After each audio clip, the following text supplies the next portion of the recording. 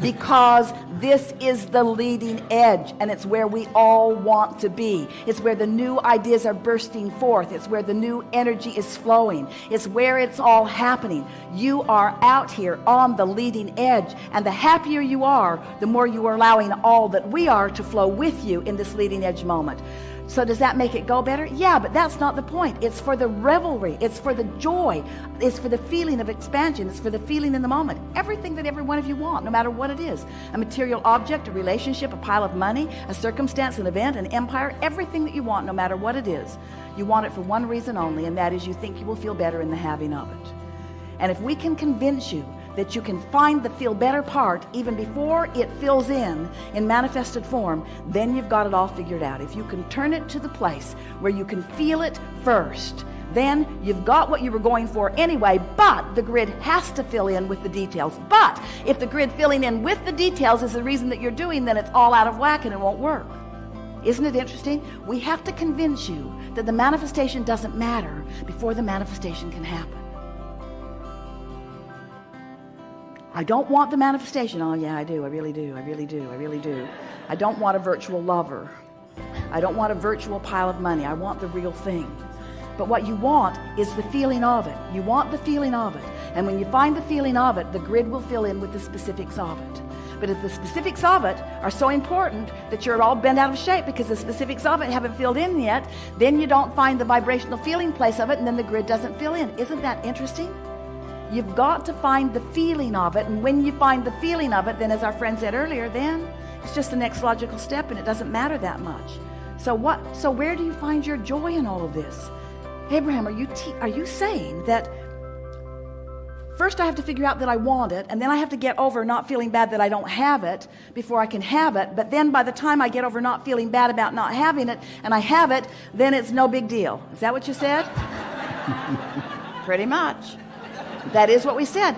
And that causes your brain to twist into a knot because it's sort of sideways of the way that you've been looking at it. But consider this. What if you intended to come and explore the buffet and that it was all right even though you liked some of it more than others of it? What if that was the plan all along?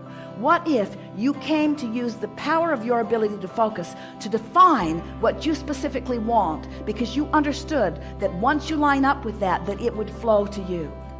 What if you knew that the source within you would hold the pure positive part of everything that you asked for and send you a steady stream so that you would always know the path of least resistance toward the fullness of what you want? And what if what you want is joyful moment, joyful moment, joyful moment, joyful moment, joyful moment? What if you came to go from a moment of interest to a moment of love, to a moment of joy, to a moment of fascination, to a moment of passion? What if the whole reason that any of this exists is just for these joyful moments of divine intertwining with one another, for the purpose of allowing that which is source and that which is love to flow radiantly through everything that exists? What if that is really what it is all about? And what if you were born with such a magnificent guidance system that you can tell in the nanosecond that you're beginning to deviate from it? What if you have such supreme guidance within you because you've been at this for a long time, because you are a powerful, powerful creator?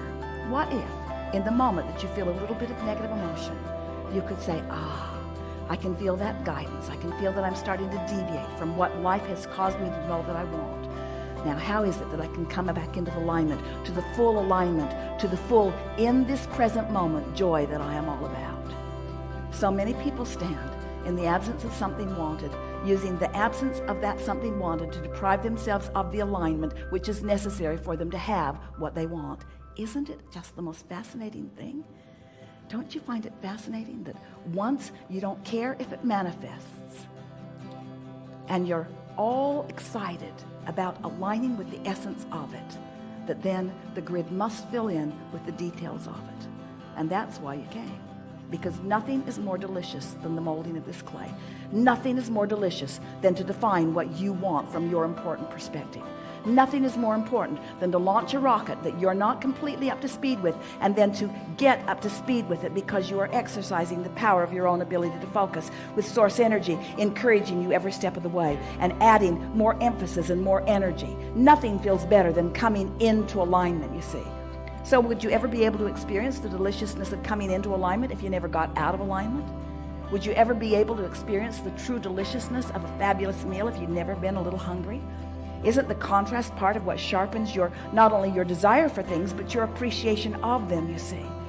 So it's just this constant platform of never-ending opportunities to appreciate this moment, this person, this interest, this idea, this piece of art, this planet, this idea, this, more. It is the mantra of the universe, you see. We have enjoyed this interaction more than words can define. Okay, you guys, I am done with the border.